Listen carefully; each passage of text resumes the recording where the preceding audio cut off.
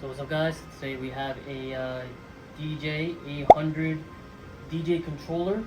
It is in because the customer stated that he was at an event DJing and it dropped off the table, it fell, and it was plugged in, and while that happened, the charging probe broke. And so today we're going to be replacing this port. It's as you see, you don't see any tip in there, it's just completely missing. So we're going to be replacing this piece, and to get to that, the whole thing has to be taken apart.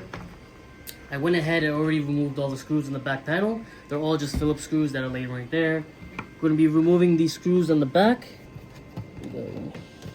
Now I believe there is two separate boards for the controller. One power board here underneath, which where the charging port is located, and then the power board for the controls. Let's go ahead and check what's inside after I remove these. Go ahead and see what. Flip it over. Take the back cover off. Got this metal shroud here. Port is located right here. Let's see what's underneath this first. We're gonna take off this metal piece. So what I like doing is taking a picture of the orientations, and I like taking a picture of where the screws go. Because obviously, you look at the board, there is dozens of screws located everywhere in different places. There's screw holes that are no screws in them, just come like that from factory. So we want to make sure when we put the screws back, they go back in the right holes. It's a good trick to do. You want to make sure you take pictures. You can never go wrong looking back on the picture and seeing instead of using a memory. Let's start by taking off this metal piece right here.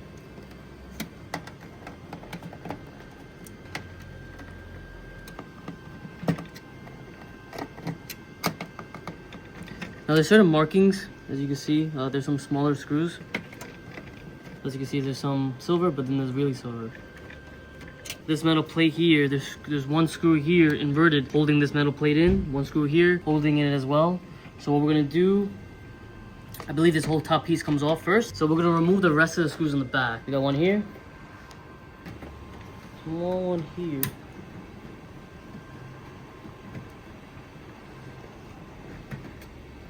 Okay, there's a few more.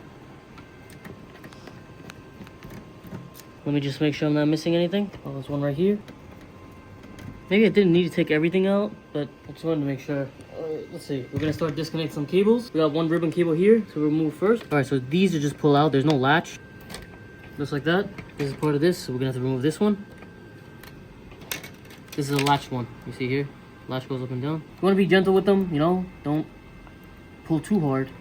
Just side to side, and it should just pull right out. Okay, the one here. Then we got these. Two latches. And this one's a pull. Okay, let's see where we are. Will this come out is the question. Okay, so there is one screw here that I did not see. Right in here. Let's take that out.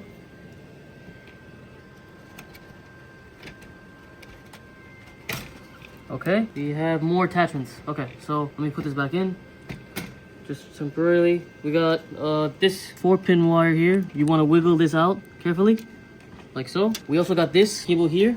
This is also a latch. This pushes up like so. Then we're gonna disconnect that. What else do we have? Let me make sure we don't. Okay, we have one more right here. This one also we're gonna wiggle out. Okay, let's see if this comes right out. There is something there. Oh, that one. Here we go. One I missed. Make sure you don't pull right away. There's a cable here. There's one right here. Sorry.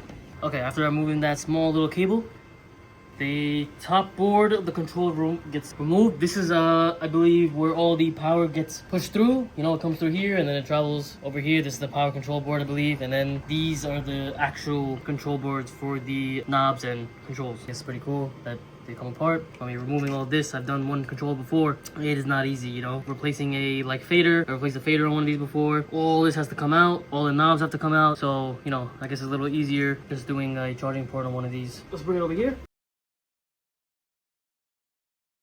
So we're gonna be removing just the power board itself with the DC in jack that's located on it. So what I'm gonna do, there is a clip here. We're gonna want to remove that first. I believe this just pushes up. I'm gonna use both my thumbnails, and then that comes up like that. There is another one. That one is a little harder to get. I'm gonna use a spudger. I'm gonna get underneath, just like that. Comes out. There is two screws holding in the power board. Let's remove those.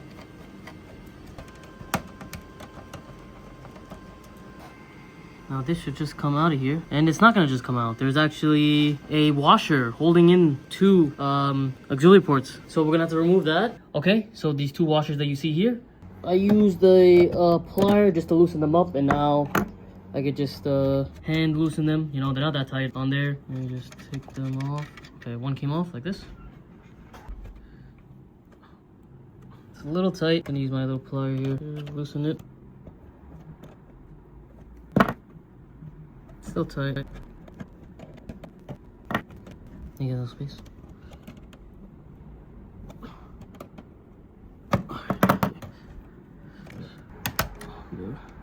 Okay, now it should remove. There's nothing there holding it in. See? There. This is what we need. I'm gonna go head over to my soldering station. This is the piece that we're replacing. This tiny piece is what is needed to charge this whole controller, and we're gonna be replacing this. So let's get to it. All right, guys. So pretty simple PCB board, probably like 2 layers, right? It shouldn't take that much heat to even try to take this off. I usually would use hot air, but since there are some plastic pieces like this button right here, very close to the charging port, I'm not gonna use a hot air at all. I'm gonna try to wick this away and remove it that way. I'm gonna wick out the solder from all 3 pins. Only 3 pins holding this port in. So let's try that out. Let's see how it goes. Okay, put it here. Sure, you guys are having a good view of this. What the first thing we're gonna do? Let me turn on my fume extractor that I got right here. Okay, I'm gonna take a little bit of flux, and we're gonna put some flux on all three pins. Now, next, I'm gonna go over to my soldering iron. What I have on there right now is a very fine tip iron. I'm gonna replace it with one of the biggest tips that I have, which would be, I'll show you. Let me take this out. It's still hot. It was running before, so let me remove this and use my tweezer. Now, I'm gonna use one of the biggest irons that I have, which is this guy. Need as much heat in this one spot as possible. There's a lot of solder there, and so I'm gonna let this heat up a little bit. This is my wick that I use. It should wick up that solder like no problem. Let me get this nice and hot. Put a little solder on the tip right here. Start wicking away.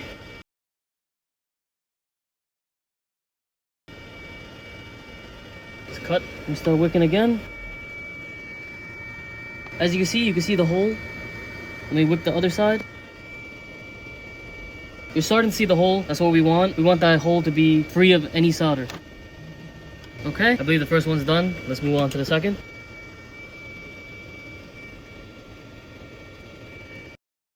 You can start seeing the depth now. All that solder is getting sucked up by the wick.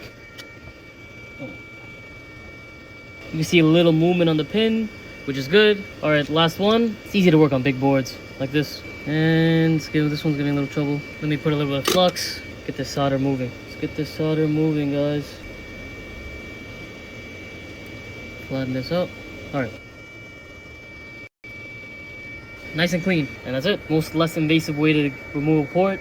Don't get me wrong, I love my hot air station, which is right here. I usually use it for everything.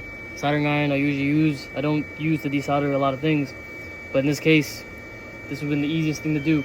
All right, now that we got the old one out, I'm gonna be replacing it with the one that I ordered. Here we go. This is the part number, DKN1649. I got this part off of eBay. They're not that hard to find, so you can definitely go on eBay and find it. So here we got the new port. It should just go right in. And just like that. You want to make sure it's flush with the board. It's not uneven or any way, you know. Make sure all the pins are in. And then we're going to go ahead and put the new solder. I'm going to use what I like to do. I have my spool of solder here. I take a long strand and I keep it straight. I'll take the iron. I like cleaning the iron with metal that I have there. You can see how much solder that took to fill. Half that strand went into that one pin. And that is it. We are done with the replacement. I'm gonna go ahead and clean this area up. I'm gonna show you what I do. I use a little alcohol and a brush. It's not a metal brush. It's not that soft. It's a little hard. It's just an anti-static brush that you can get anywhere. And I'll just brush off the excess solder. I'll clean up the area, and we could start to put this back in the controller. All right, nice and clean. As you can see, that is a nice, shiny, clean board.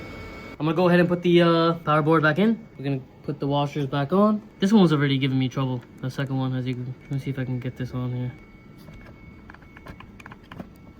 After tightening those both back up, we're gonna put this back in the main controller. All right. So after tightening these 2 washers back on, we're going to push these 2 connectors back into place. Now these just should snap back on. There's no special way to put them back in, just like that. Make sure they are seated properly, and like that. All right, now we can put this back onto. Let's put the 2 screws back in that hold in this power board. All right, there we go. We're gonna angle it back in. This is exactly how it came out. We want these ports to go in first into the housing, and so let's just line it up. One, put.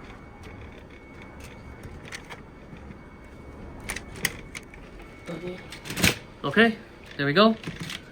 That is back in. Let's just push it in a little more like that. Okay, it is back into place. I'm gonna put that 1 screw in this corner here so it doesn't move around. Let's put that in this little hole right here.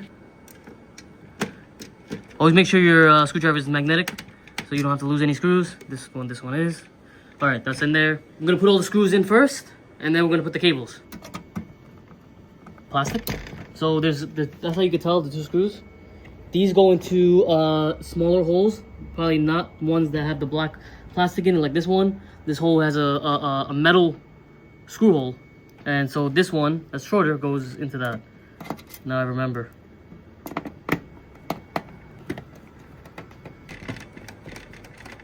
All right, this one also a metal hole, and that requires the smaller silver screw. All right, 2 more left. 1 here. I didn't have to even look at the picture that I took on my phone. Just sort of remembered. There's 1 more screw, and right here, in this corner.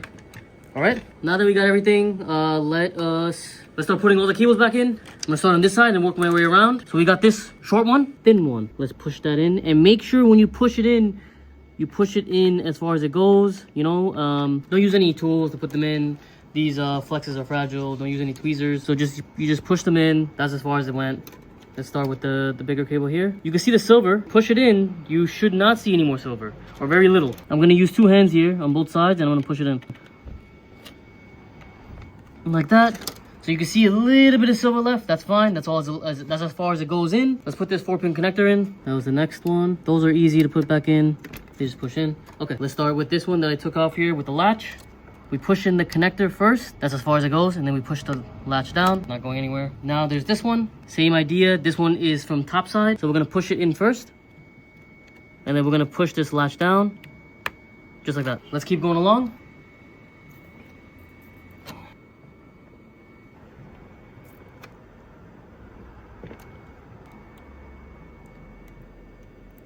Push in, latch down. Give it a little tug. They're not going anywhere. This is the last one. I almost missed this, guys.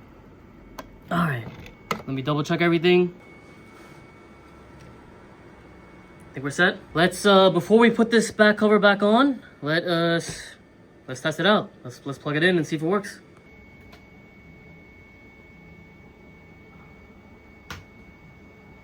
All right, let's start closing this thing back up. We're gonna put the screws that I took out of the back. I'm gonna put all of them back in. Some of them didn't really have to come out. Most of them actually didn't have to come out. Only ones that have to come out, you can see there's ones directly on the plastic. 1, 2. The ones inside don't have to come out. There's the screws here.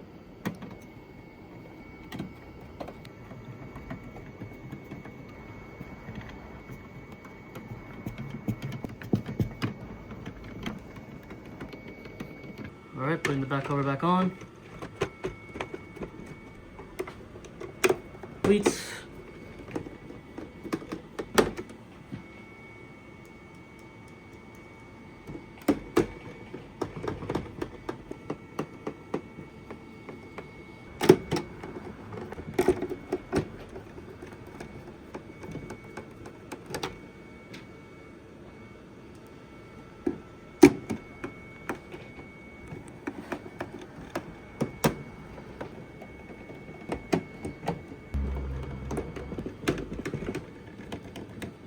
So unfortunately, guys, I went to go charge it up. We're gonna power it on, and it's not powering on. I know that the port job was done right. Everything was connected. Everything's connected in the board. Nothing's missing. I went over everything again, and come to find out that the charger is also bad. You know, when he stated that it fell with the charger plugged in, and it fell on this side and hit it. How I checked the charger, I'm gonna show you guys a quick check how to do it I have my digital multimeter right here. We're gonna put it in DC mode to check voltage. I have the charger plugged into the wall. So what I'm gonna do, the outer casing right here is ground. We're gonna put one lead on ground and one lead inside.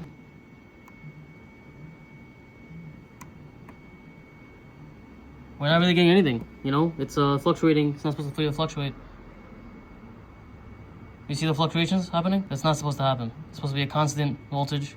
It's about 12 volts that it's outputting. It's not even giving that much, giving 0.223. That is nowhere near enough to power on the controller. This charger is no good. I'm trying to get another one, so I really want to finish the video with it turning on. I will go get another charger and we'll check and see and get this on and show you guys that it's working. So stay tuned. Alright, so we got the replacement charger. Brand new, exactly for this model. It's a 12 volt charger. Plug it in and see if this thing works. Yep, that's it guys. Control's working now. After replacing the port, turning on. It's on right now. And that finishes the repair. Hope you guys liked the video. If you had a controller like this, I don't know if you can send it in, but you know where to find us. I'll put the link to our store in the description, and you know, anybody with the controller that has a port problem, you come by, or any controller issue at all, you can come and we can check it out for you.